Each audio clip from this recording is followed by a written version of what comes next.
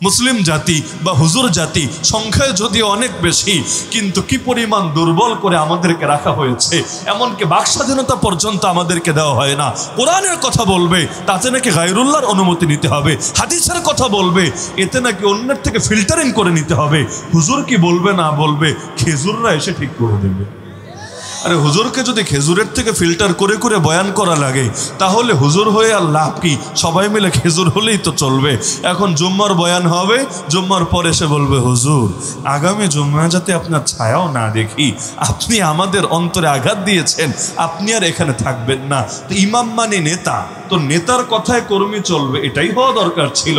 এমন এক দেশে থাকি এখানে কর্মীরা চালায় নেতারে, উল্টা মনে করে আবার ডায়লগ মানে আমরা বেতন দিই, আমরা রিজিক দেই, আমরা খাওয়াই, আমাদের কথা শুনবেন না কোন দুঃখে। আচ্ছা আমাকে বলেন রিজিক কি বান্দা দেয় না আল্লাহ দেয়?